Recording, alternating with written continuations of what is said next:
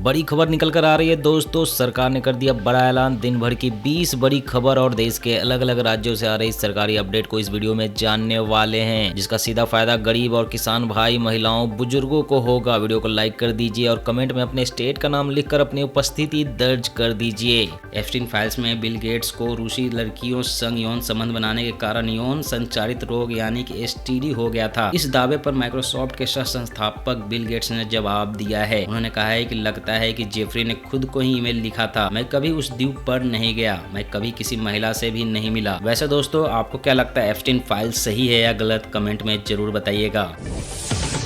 Online payment करने वालों के लिए गुड न्यूज। जी हाँ दोस्तों, RBI और NPCI ने इसी महीने से UPI के नए नियम लागू कर दिए हैं। अब UPI लेनदेन और API रिस्पॉन्स को 10 सेकंड के भीतर पूरा करना जरूरी होगा। पहले यह समय सीमा 30 सेकंड थी, जिसकी वजह से कई बार पेमेंट अटक जाता था। अब पेमेंट पेंडिंग या प्रोसेसिंग की समस्या कम होंगे।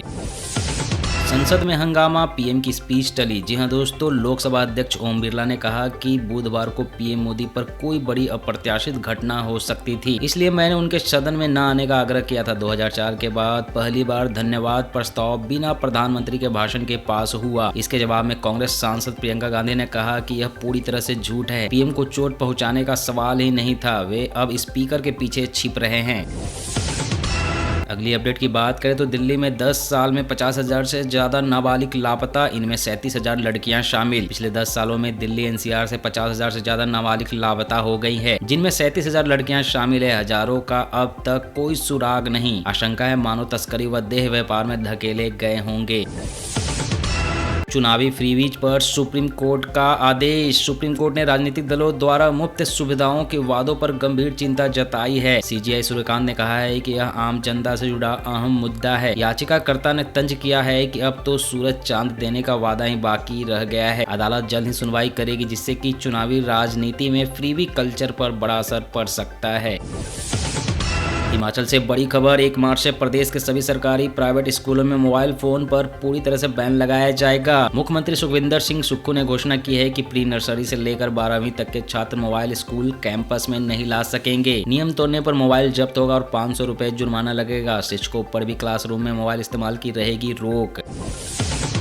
बिहार विधानसभा में तेजस्वी का बड़ा आरोप, क्या बिहार में सिर्फ 10,000 में बिकती है महिलाएं? बिहार के नेता प्रतिपक्ष तेजस्वी यादव के इस सनसनीखेज बयान ने सदन में भारी हंगामा खड़ा कर दिया है। तेजस्वी ने सरकार को घेरते हुए यह दावा उत्तराखंड के एक भाजपा नेता के कथित बयान के हवाले से किया, जिसके बाद सत्ता पक्ष और विपक्ष के बीच तीखी बहस छिड़ गई। अगली अपडेट की बात करें तो इस वक्त की सबसे दर्दनाक खबर सामने आ रही है दोस्तों। मेघालय के कोयला खदान में हुए एक भीषण धमाके ने पूरे इलाके को दहला दिया। इस दुखद हादसे में करीब 10 मजदूरों की जान जाने की खबर है। घटनास्थल पर राहत और बचाव कार्य युद्ध स्तर पर जारी है। प्रशासन स्थिति पर पैनी नजर बनाए हुए है। बिहार से बड़ी खबर, बिहार में अब अश्लीलता की खैर नहीं। जी हाँ दोस्तों, बिहार के उप मुख्यमंत्री सम्राट चौधरी ने भोजपुरी और अन्य क्षेत्रीय भाषाओं में अश्लील गानों के खिलाफ बड़ा फरमान जारी किया है। अब बस, ऑटो या किसी भी सार्वजनिक स्थान पर द्विअर्थीय गाना बजाने पर सीधे FIR दर्ज होगी। बिहार को सभी जिलों में सख्त कार्रवाई और विशेष अभियान चलाने के निर्देश दिए गए हैं। दोस्तों, बिहार सरकार के इस फैसले पर आपकी क्या राय है? क्या यह फैसला सही है या गलत? कमेंट में जरूर बताइए।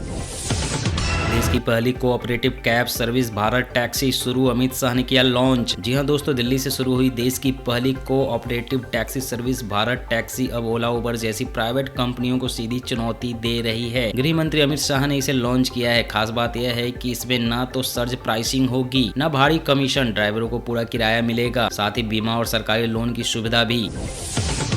वे एप्स्टीन फाइलों से डर रहे हैं। PM मोदी के लोकसभा में नहीं बोलने पर प्रियंका गांधी ने कसा तंज। जी हाँ दोस्तों, प्रियंका गांधी ने तीखा तंज कसते हुए पूछा, क्या सरकार एप्स्टीन फाइलों से डर रही है या भारत अमेरिका ट्रेड डील पर सवालों से बच रही है? आपको बताते चले कि सरकार ने एप्स्टीन फाइलों से जुड़े दावों को बेबुनियाद बताया है।